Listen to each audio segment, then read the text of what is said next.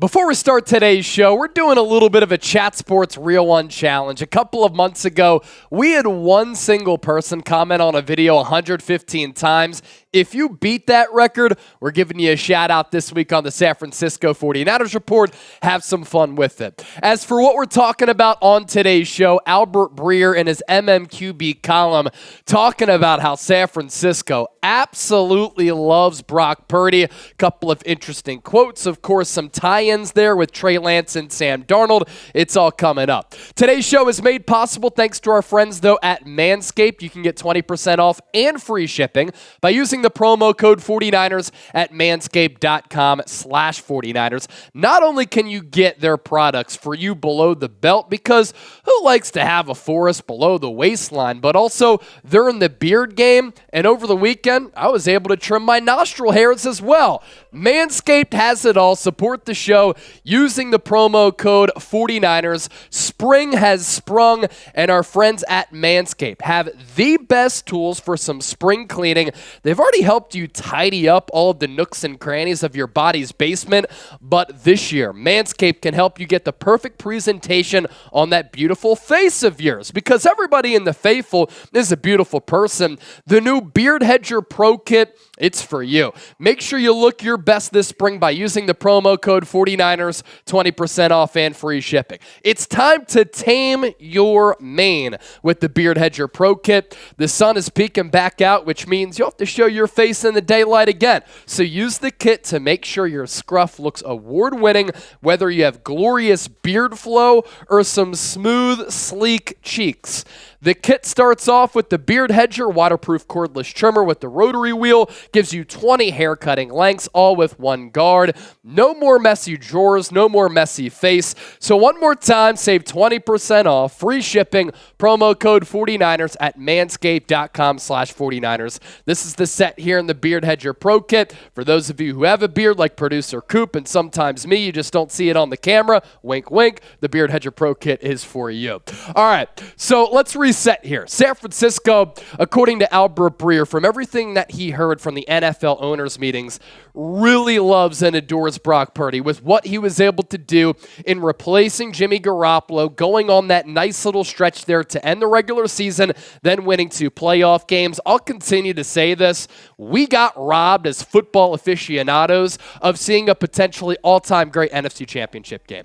If Purdy does not have his elbow injured against the Eagles and Hassan Reddick doesn't hit him up top, I think we see a great NFC title game, and shoot, maybe the 49ers make it back to another Super Bowl. Let's begin with this quote from Albert Breer. He said, "I'm not going to sit here and say that they think they have a Tom Brady type of story with last year's 7th round pick, but I do believe the 49ers brass thinks Purdy's capable of giving them the highest level of quarterback play they have had since Kyle Shanahan arrived as head coach in 2017.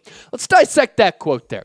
Is it fair to say that Brock Purdy and how he played down the stretch is the best level of quarterback play that Kyle Shanahan has had since he took over as head coach in 2017?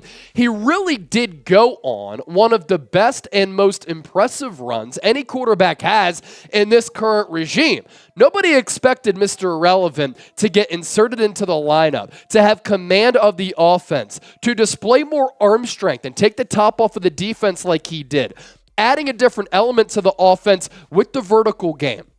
And then San Francisco was able to average more than 30 points per game when Brock Purdy was the starter. You look at how he fared in the regular season, 5-0, completed 67% of his passes, 13 touchdowns, 4 picks, yards per attempt at 8.1. Yards per game never going to be extraordinarily high in a Shanahan offense because they run the football so much. And then in the playoffs, he goes 2-1. The loss credited to him because he started the NFC title game, but obviously he didn't last long in it, completed 65% of his passes, 3 tutties, 0 picks against the Seahawks as well as against the Dallas Cowboys, 9 yards per attempt. And what I really liked against Seattle, a little bit of a rocky start, finished the game strong. He was slinging it against the Cowboys. When the Niners needed to march down the field, Purdy was able to put the offense on his shoulders, deliver the football accurately in space to some of the playmakers, and San Francisco is able to make it to their second consecutive NFC championship game.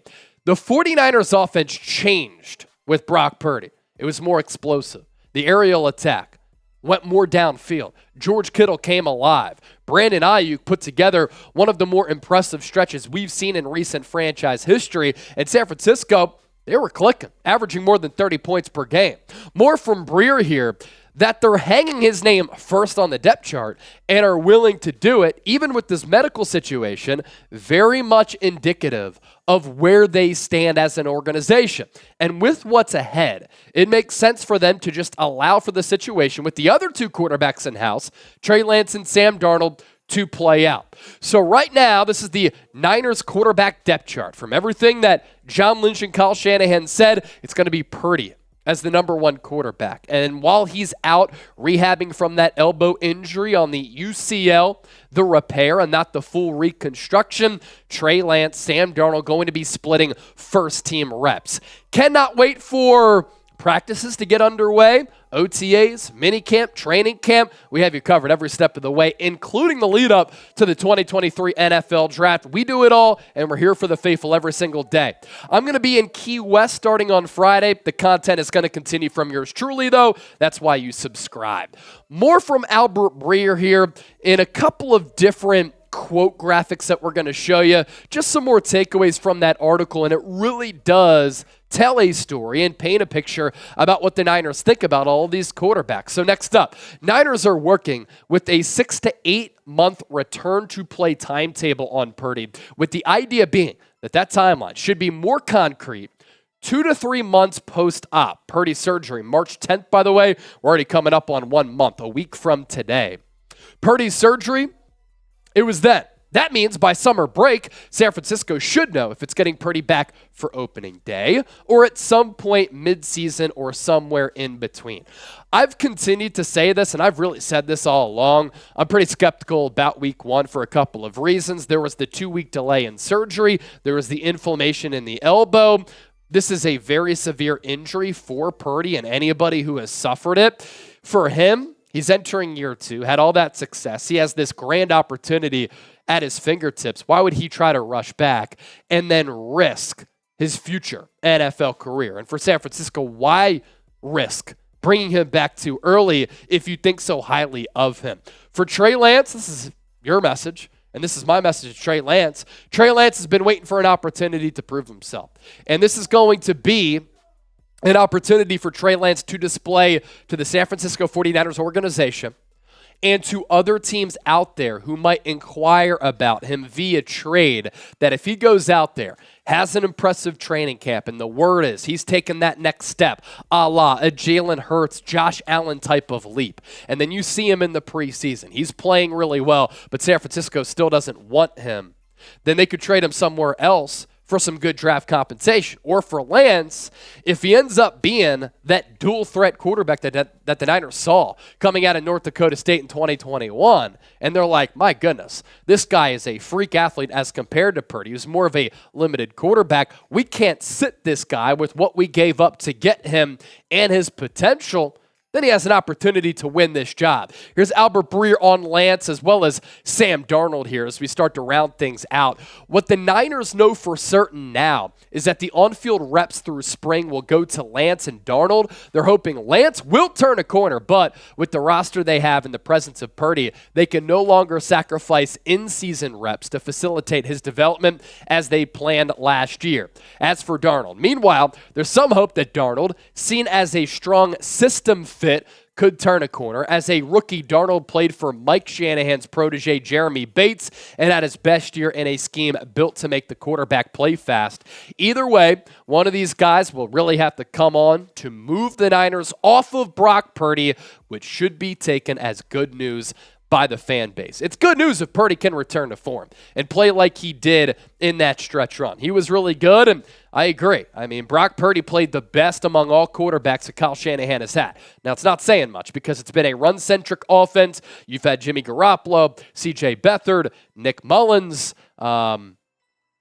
Trey Lance. So with Purdy, he really did play the best among those aforementioned quarterbacks. As for Sam Darnold, we know this for a fact. He is so much of a better option than Josh Johnson. LOL. Had to put it on the graphic, right? But I think the jury is determined, and I think the jury has come up with a definitive answer, right, as far as who Sam Darnold is. Because there's a large sample size here, right? Since getting drafted in 2018 out of USC, he is 21-34 as a starter. He's thrown 61 touchdowns to 55 picks. Last in passer rating among qualifying quarterbacks at 78.2. Last in completion percentage among those qualifying quarterbacks, less than 60. We always talk about how Shanahan wants a quarterback to be accurate, getting the balls to players in space so that they can pick up yards after the catch. Well, Sam Darnold has struggled in that category. And that's why a lot of people don't like Trey Lance, because of his inaccuracy. Third worst interception percentage behind Jameis Winston, Ryan Fitzpatrick during this span. Last in air yards per attempt, and fourth worst in yards per attempt. So I think with Sam Darnold, we know who he is, right? Now, if he comes in with the tutelage and the coaching of Kyle Shanahan as well as Brian Griese, can you elevate him given that he didn't have a lot of stability at USC with the New York Jets or with the Carolina Panthers? Yeah, I think there's a better player in there. Are we expecting him to be the starter for this team for the long haul? No, I don't think so. So your confidence in Trey Lance here to potentially win this job, scale it for me from 1 to 100. The door is open, right? If Brock Purdy's not right and if Trey Lance balls out, scale it for me 1 to 100. Do not forget to subscribe to us here. It's the San Francisco 49ers Report by Chat Sports. Appreciate y'all for watching. Salute to the faithful, and we'll catch you next time here on the show.